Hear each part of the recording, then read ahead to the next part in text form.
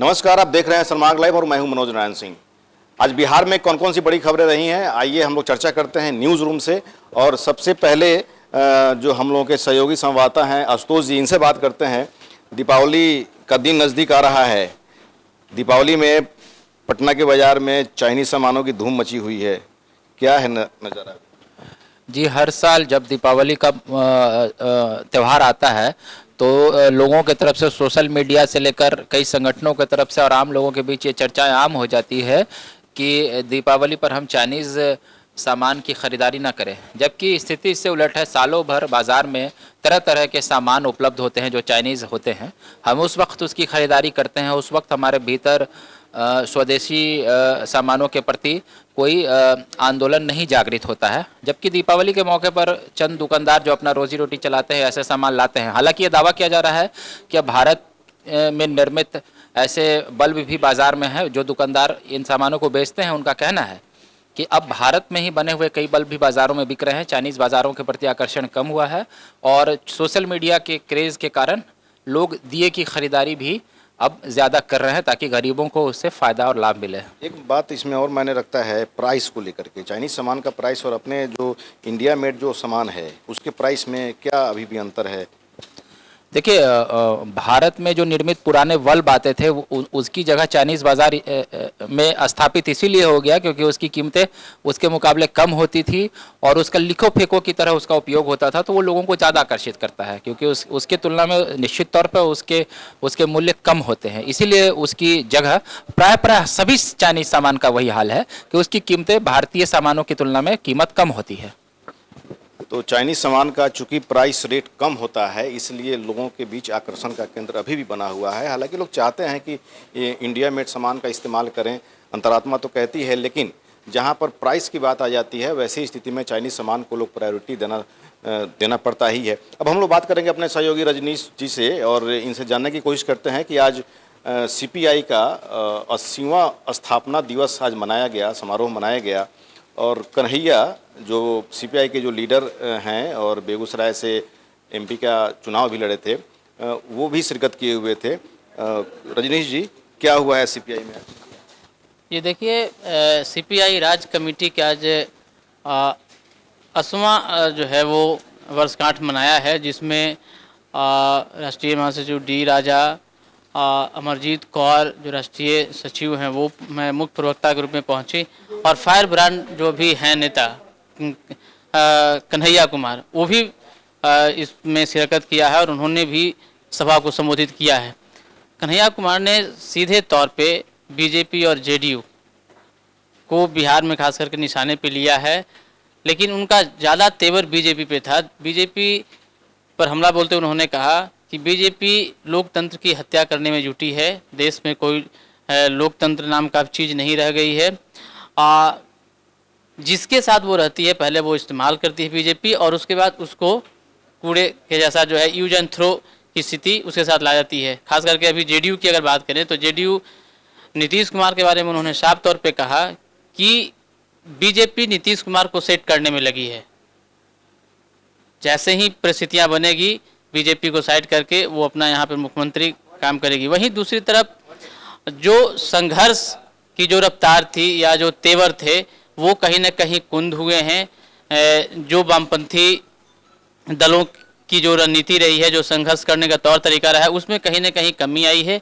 उसमें फिर से तेजी लाने की बात कही है। जो उनके जो सीनियर्स लीडर्स हैं उनको भी आगाह किया है कि अपनी रणनीति में तब्दीली लाएं और आज की जो परिस्थितियां हैं उसके अनुसार हम आगे बढ़ें, तभी हम अपनी जो कुछ गरिमा जो हम अपनी खो दिए हैं, जो संघर्ष में कमी आई है, उसको हम और तेजी से ला सकते हैं। उनका साफ तौर पे कहना है कि BJP अगर आज सत्ता में आई है तो हमारे जो संघर्ष हाल के कुछ वर्षों में हुए हैं उसमें कहीं ना कहीं कमी आई है, इसी की वजह से वो BJP सत्ता में आई है।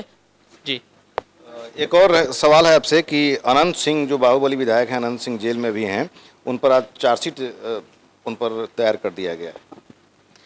देखिए, अनंत सिंह मोकामा के विधायक हैं। अभी वो फिलहाल दोहरे हत्याकांड साजिश रचने के आरोप में और घर में जो AK-47 है और हैंड ग्रेनेड है, इस मामले में वो भी जेल में बंद है। जो चार्जशीट दाखिल की गई है वो मुन्ना सिंह की हत्या और 2 व्यक्ति थे, दोहरे हत्याकांड, जो पंडारक थाना में मामला दर्ज है, उस मामले में पुलिस ने चार्जशीट दायर की है। बड़े ही पुख्ते के साथ, बड़ी मजबूती के साथ दावा किया जा रहा है पुलिस के द्वारा कि चार्जशीट दाखिल किया गया है और उसमें जो अदालत सज़ा तय करेगी वो मुकम्मल, एक तरह से कहा जा रहा है कि कड़ी से कड़ी सज़ा अनंत सिंह को मिलेगी। मतलब कि अनंत सिंह की मुश्किलें बढ़ने वाली। बिल्कुल, अनंत सिंह की मुश्किलें कम होने का नाम नहीं ले रही है, अभी और कहीं ना कहीं मुश्किलें उनकी बढ़ेगी।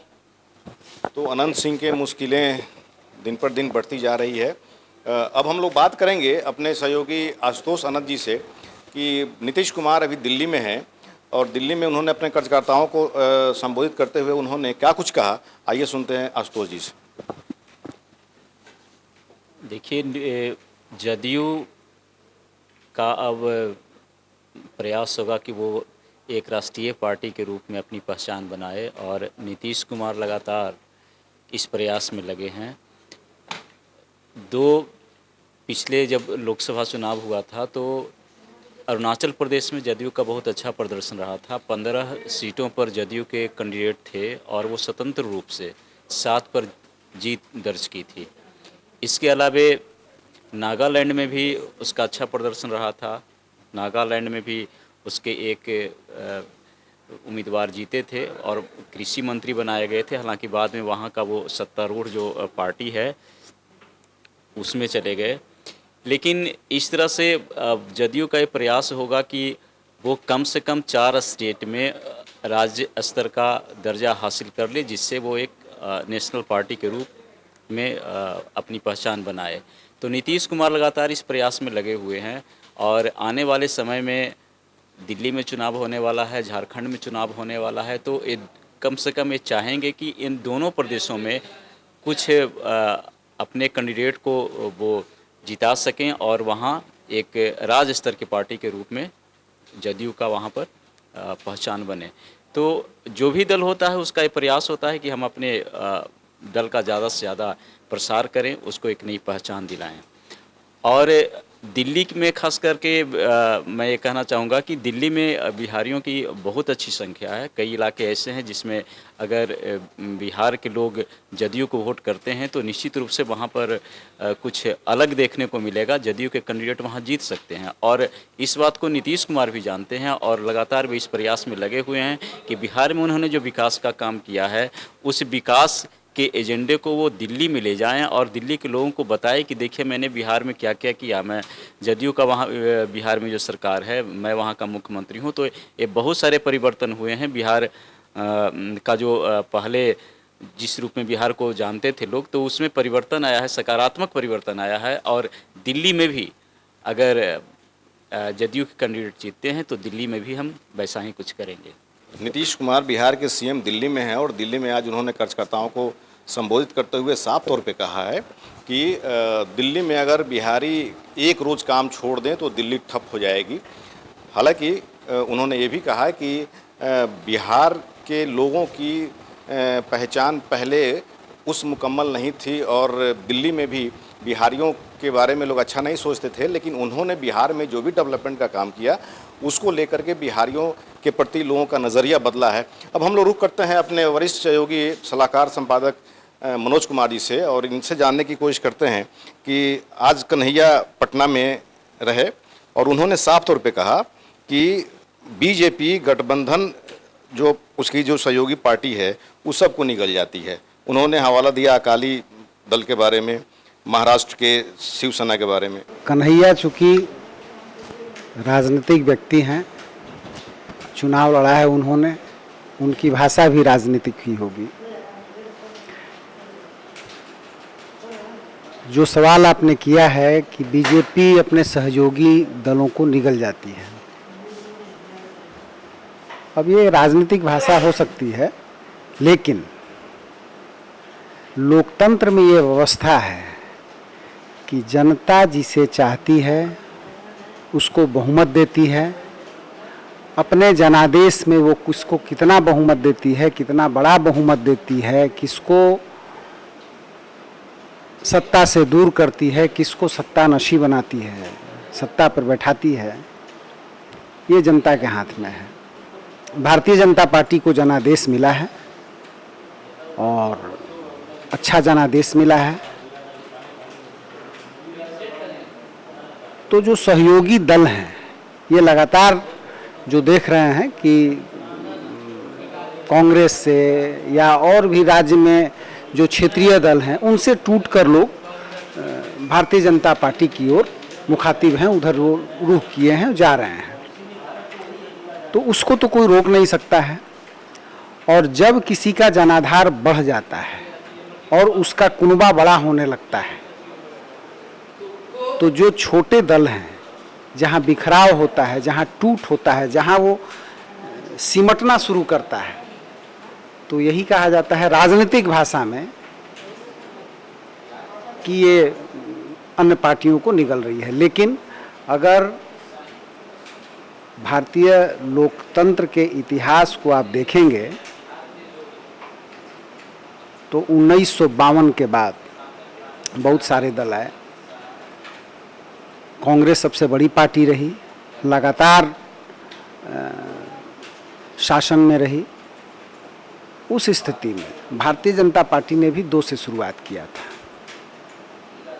एक छोटी शुरुआत थी और धीरे धीरे उसका कुनबा बढ़ता गया और आज वो बड़ी पार्टी है। और जब बड़ी पार्टी है और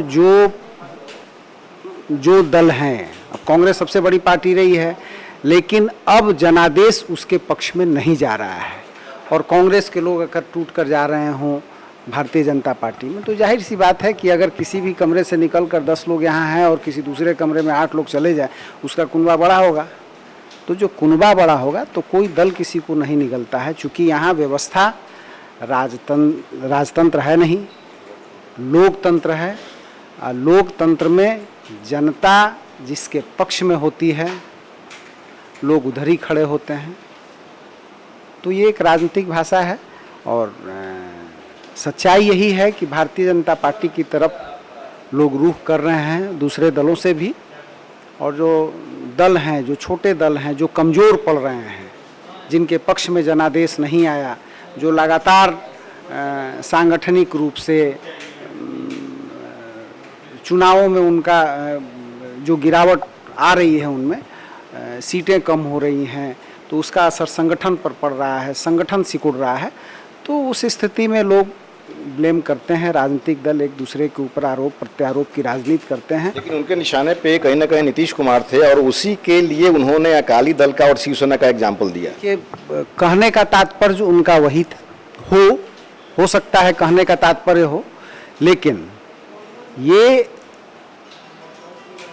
जानना चाहिए, आप भी जानते हैं कि नीतीश कुमार वैसे राजनीतिज्ञ नहीं हैं जिसको कोई समेट सके।